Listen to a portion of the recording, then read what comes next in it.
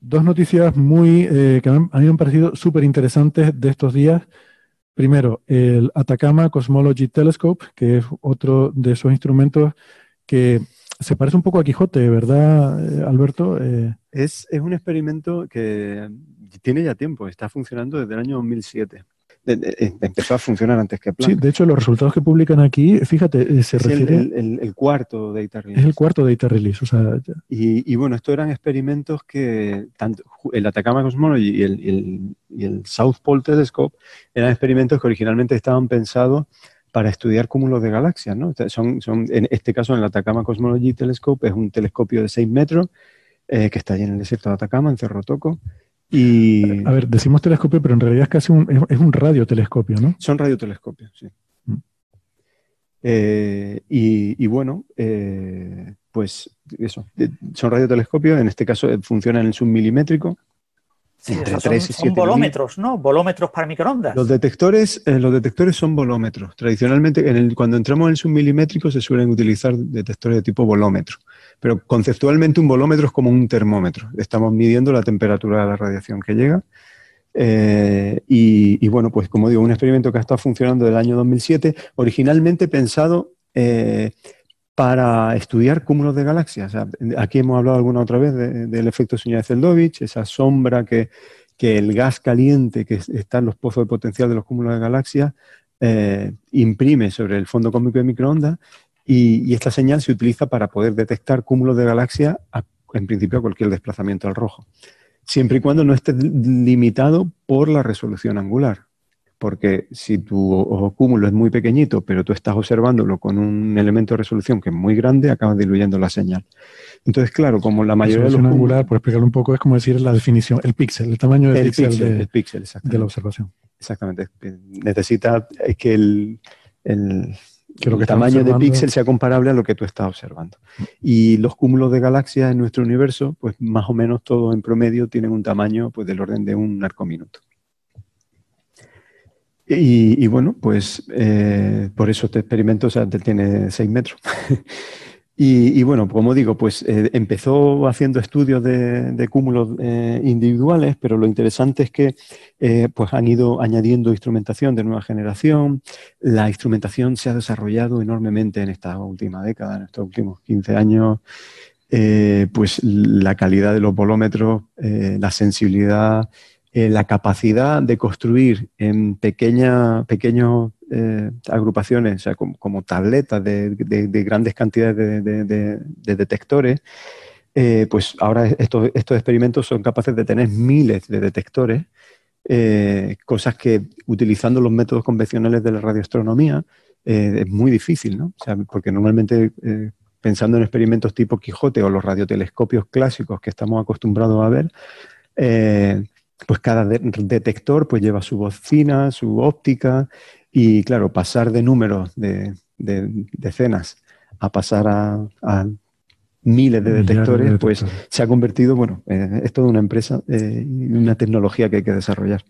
Y bueno, yo decía la similitud de Quijote porque entiendo que este es un instrumento que, o sea, va girando para barrer un área del cielo y aprovecha también bueno, para hacer el cartografiado, ¿no? Aprovecha también el movimiento de la Tierra. Conceptualmente, este experimento no pensaba, al principio no estaba diseñado para cubrir grandes áreas de cielo, porque lo que se pensaba hacer era campos relativamente pequeños y muy profundos. Entonces, la forma de observación no es un giro continuo, sino que es un escaneado en campos relativamente pequeños y integrando durante mucho tiempo, sumando señal durante mucho tiempo para ir muy profundo. Lo que ocurre es que con esta capacidad del telescopio y la sensibilidad de los nuevos instrumentos, pues se han permitido incluso en este último data release, que os vamos a comentar, cubrir 18.000 grados cuadrados, o sea, prácticamente la mitad del cielo.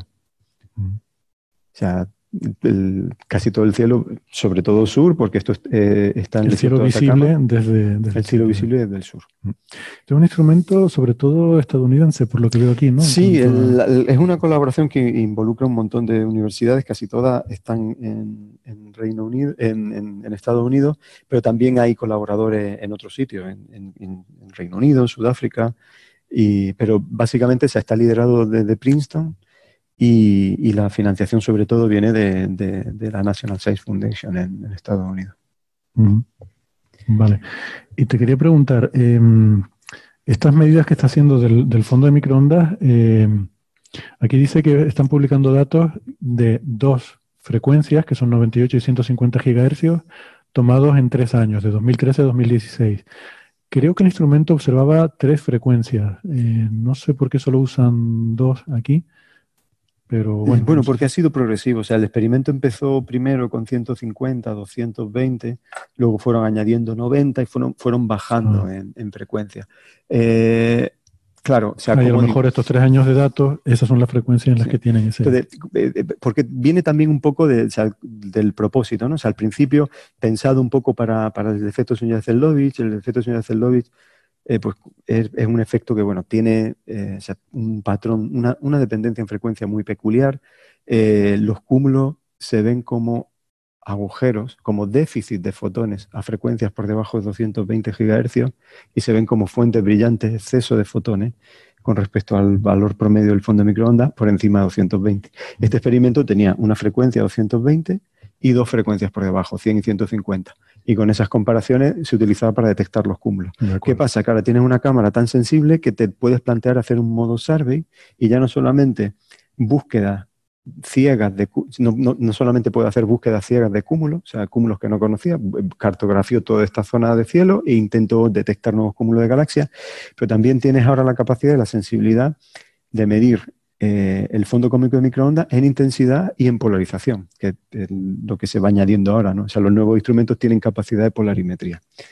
Y bueno, o sea, lo interesante es eso, como el fondo cósmico de microondas tiene estructura en todas las escalas, pues es una visión complementaria. O sea, pensemos que en comparación, esto es un telescopio de 6 metros frente a Planck, que era 1,5 metros, ¿vale? Entonces, la capacidad es lo que estábamos hablando antes en el caso del Sol, la capacidad de poder hacer desde Tierra observaciones con una mayor resolución angular, pues te permite explorar la estructura del fondo cósmico de microondas en escalas que Planck no ve, o que otros experimentos con un píxel, digamos, más grande, pues no ven. Vale. Y entonces, ¿cómo se comparan estos mapas con los de Planck? Entiendo que en cuanto a sensibilidad, están también en la millonésima de Kelvin, ¿no? Sí, comparativamente en sensibilidades los 2 experimentos son muy similares. De hecho, a ver, lo que estamos discutiendo ahora es un data release en el que van a publicar esta nueva tanda de mapas y hay una serie de artículos asociados. Uno de los artículos está dedicado precisamente a la combinación de datos de Atacama con Planck para hacer mapas sintéticos, o sea, uniendo los 2 rangos de escalas angulares que tienen los experimentos. O sea, es algo... O sea, juntarlos a todos los 2 para mejorar la calidad. O sea, utilizar el hecho de que las escalas grandes están muy bien medidas por Planck y las escalas pequeñas están muy bien medidas por ACT. Entonces, puedes combinar los 2 experimentos y tener de forma efectiva una resolución mayor, o sea, teniendo la información. Teniendo diferentes cosas. De todas formas, lo que me parece interesante de esto es el tener información complementaria. Es decir, más que combinar las 2 cosas, es decir, es que por separado, primero, tengo una confirmación de lo que me da Planck y además, ya que estamos hablando del problema del parámetro de Hubble, aquí lo que confirman es el análisis de, bueno, el valor que ellos sacan independientemente de Planck del parámetro H0 es 67,9 más o menos 1,5 kilómetros por segundo por megaparsec, que el de Planck creo que era 68, algo. Sí, bueno, igual, 67,5 si lo juntas con 67,5, vale. O sea que es una forma totalmente independiente por gente independiente, otro instrumento diferente, uno en el espacio, otro en tierra, y le sale básicamente lo mismo. Otro resultado curioso, dicen, no hay curvatura no hay curvatura cosmológica, ¿no? Recuerdan que hace poco hablamos de un paper que había salido en todos los medios de comunicación, en la revista, creo que en New Scientist, si no recuerdo mal, y en todos los medios así de divulgación científica, como que unos autores decían que el universo no era plano, que era curvo. Sí. Esto que era ligeramente cerrado. Esto lo estuvimos discutiendo aquí en un episodio de Coffee Break, que ahora mismo no recuerdo el número. Pero si recordáis, quizás quizá ir un poco demasiado técnico, pero me parece el resultado importante de comentar. Estos autores jugaban con el hecho de que había una pequeña tensión, una pequeña discrepancia en el modelado de la señal de lente gravitatoria dentro de los datos de Planck.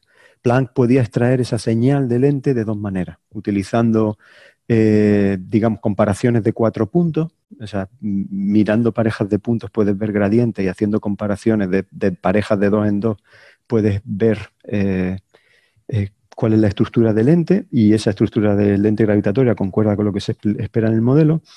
Pero el Planck también, a partir de comparaciones de 2 puntos, lo que nosotros llamamos el espectro de potencia, puede tener una medida indirecta de cuál es el efecto lente gravitatoria. Entonces, no sé si recordáis, se introducía un parámetro que se llamaba el A sub L, que era el nivel de lenseo. Es el hecho de que la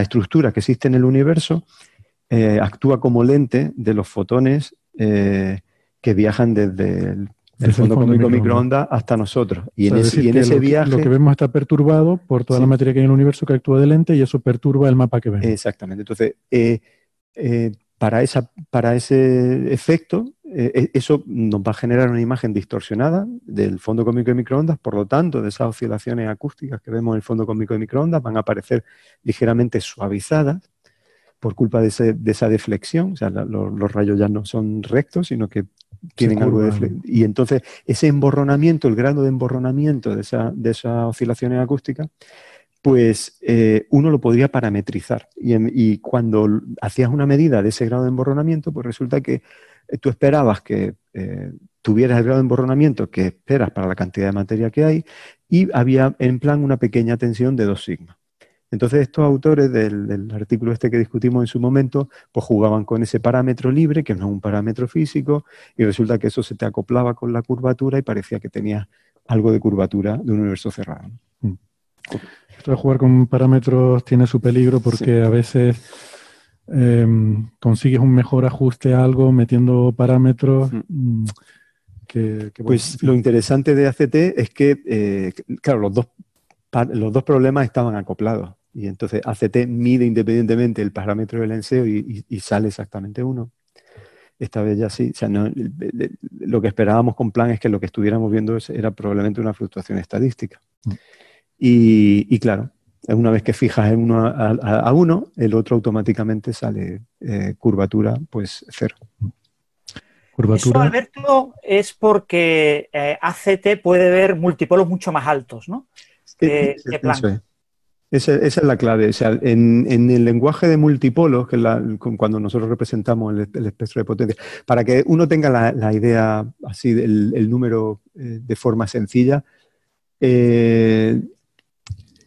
básicamente la inversa del multipolo, o sea, si dividimos 180 por el número de multipolos, más o menos tenemos el tamaño en grados, más o menos.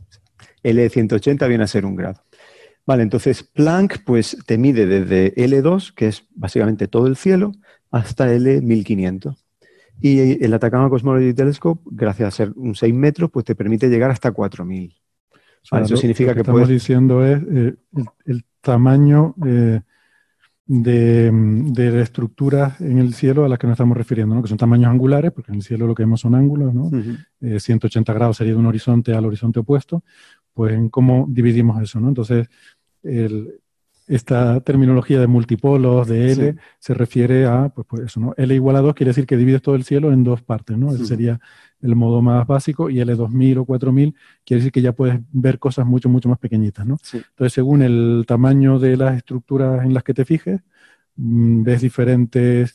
en fin, diferentes distribuciones estadísticas de las estructuras a diferentes tamaños, y eso te da información de diferentes, en este caso, ajustas parámetros del modelo cosmológico para ajustarlo a esa información de lo que te dice el fondo cósmico de microondas, ¿no? Y entonces con este telescopio el Atacama Cosmology Telescope puedes llegar a L más grande, quiere decir ver cosas más pequeñas. Efectivamente, hasta eso, como decíamos, pues del orden de minutos, mientras que la mejor resolución que tenemos en Planck es del orden de los 5 minutos, aquí hay canales que pueden llegar del orden del minuto. Entonces, básicamente, ese aumento en un factor 4 de la resolución angular, pues lo que nos permite... o sea, que tenemos un mapa con más definición del fondo de microondas que el que teníamos con Planck. Digamos, tiene información de esas estructuras más pequeñas. Que si ese mapa lo suavizas, recuperas el otro. O sea, es el hecho de tener información en función de la escala. Es el equivalente como cuando uno hace un espectro del sonido, ¿no? O sea, el tener la discriminación en frecuencia, saber que un acorde de un piano, o sea, esta nota tiene tal frecuencia y tal armónico que tiene otras frecuencias, pues eso son frecuencias en el dominio temporal, pues en el dominio espacial son escalas. ¿Vale? O sea, nosotros nos podemos preguntar qué hay en el cielo en escalas de 1 grado, ¿no? O de medio grado, que por ejemplo, que es el tamaño de la Luna, el tamaño que sostiene angularmente la Luna. O que hay en escalas de minutos, pues que eso será, pues eso, 30 veces, un 30avo del tamaño de la Luna. El planeta. Por ejemplo. Vale, bien, entonces, esto es relevante, bueno, sí, decíamos lo de la curvatura, ¿no? Igual no lo explicamos, curvatura significa si el universo es cerrado, quiere decir que el espacio, o si el espacio es curvo, lo que quiere decir es que la geometría no es euclídea y se dan estas cosas curiosas que decíamos como que si tú dibujaras un triángulo muy grande entre galaxias muy distantes, los ángulos no sumarían 180 grados, sumarían algo más de 180 grados si es cerrado como una esfera, ¿no? Y por ejemplo que dos líneas que tú lanzas paralelas, ¿no? Dos haces de luz, pues su distancia iría variando, se podrían se podrían acercar. Se podrían acercar y cruzarse, ¿no? Entonces, bueno, o sea, quizá de los resultados que más llaman la atención, a ver, hay detalles, o sea, cuando uno se pone a leer el artículo, hay detalles que son muy interesantes y todos los experimentos tienen sus cositas que hay que entender, porque como digo, o sea, son niveles de sensibilidad a los que tienes que controlar muy bien el experimento. Y bueno, pues por eso es tan importante, como tú resaltabas, Héctor, la comparación. O sea, experimentos sujetos a sistemáticas diferentes, en plataformas diferentes, uno en el espacio, otro desde tierra o distintos hemisferios, con tecnologías diferentes, que tengan la capacidad, incluso aquí observando rangos de escalas diferentes, que tengan la capacidad de verificar el mismo modelo. Entonces, yo resaltaría, por un lado, esa aparente tensión que aparecía en Planck, pues la cierra el ACT.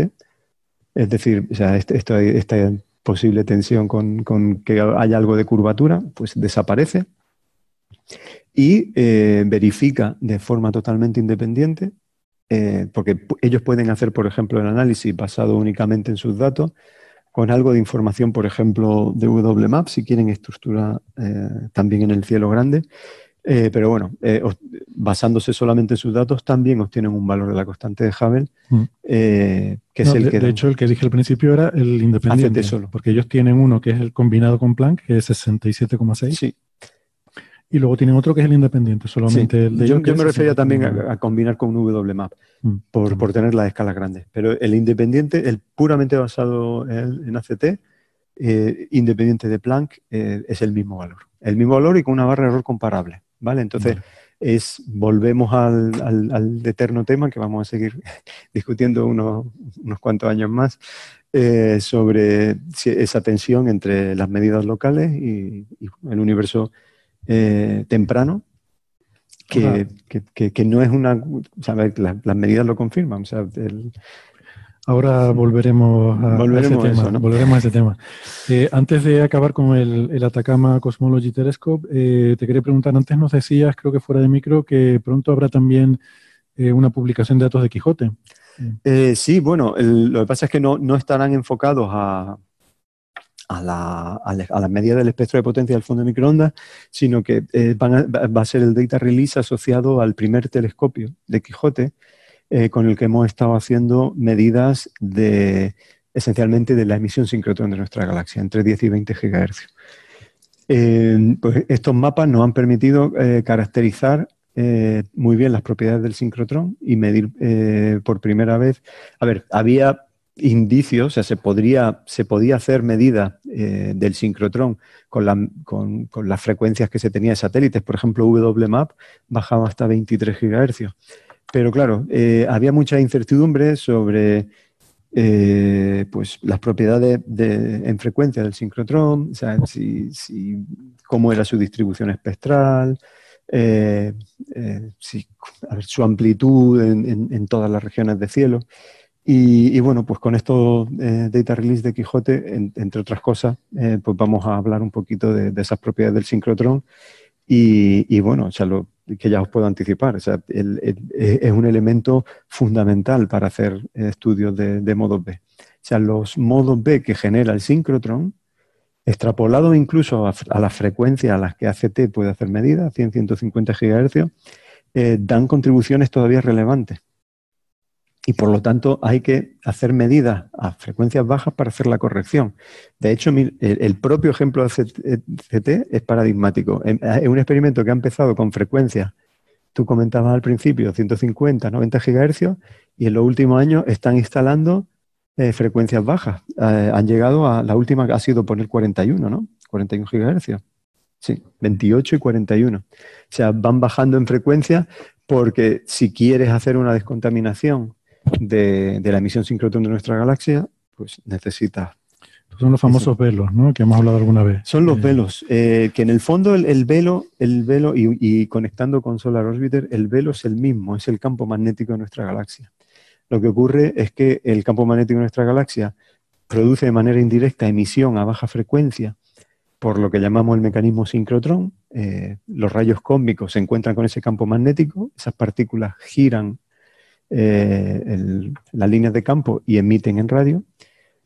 Y sin embargo, si nos vamos al dominio submilimétrico, o digamos lo que sería el infrarrojo medio, infrarrojo lejano para un óptico, infrarrojo cercano para un radioastrónomo, pues ahí el otro mecanismo es en la emisión de los granos de polvo. O sea, los granos de polvo tienen pequeños dipolitos, momentos dipolares, y si hay un campo magnético, ese campo magnético orienta esos dipolitos. De forma que cuando los granos de polvo vibran y emiten radiación, el hecho de que esa radiación esté orientada por el agente campo magnético hace que tengamos una estructura de polarización que traza la estructura del campo magnético galáctico. O sea que en el fondo, hoy hemos estado hablando de magnetismo, o bien en el Sol o bien en nuestra galaxia. Y entender los mecanismos. Sí. Por darle un poco de contexto igual a los oyentes, todo esto viene del interés de medir los famosos modos B en el fondo cósmico de microondas, que se supone que nos pueden dar información sobre las ondas gravitacionales del periodo de la inflación, al principio del universo. Eso debe haber dejado una huella, según algunos modelos de inflación. Inflación, ya saben, es esa primera fracción de segundo de vida del universo, que es un proceso físico no bien entendido, que nuestra física no explica, pero que parece ser fenomenológicamente que es algo que ocurrió. Y los diferentes modelos de inflación que hay, pues algunos de ellos predicen que debería haber dejado una huella en el fondo cósmico de microondas en la polarización de la señal de fondo cósmico de microondas. Esa polarización se descompone en dos tipos de modos, digamos, el modo E y modos B. Y en los modos B estaría la información sobre las ondas gravitacionales de la inflación, del Big Bang. Para poder observar esos modos B, el problema es que tenemos una contaminación, que es a la que se refería Alberto, producida por la emisión de nuestra galaxia y no sé si otras contribuciones, pero fundamentalmente nuestra galaxia. Fundamentalmente nuestra galaxia. A ver, a las resoluciones o a las escalas angulares a las que queremos buscar los modos B, esos son patrones que ocurren, digamos que es una señal global de nuestro universo. Entonces, esa señal global la vemos en escalas mucho más grandes que lo que era el horizonte en el momento que se formó el fondo de microondas. O sea, escalas angulares muy grandes. O sea, son señales que ocupan sobre el cielo varios grados.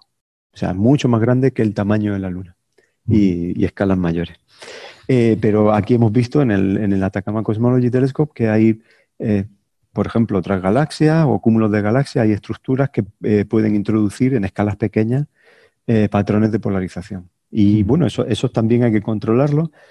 sobre todo si estamos interesados en estudiar propiedades del lensing, porque el lensing también produce efectos en la polarización.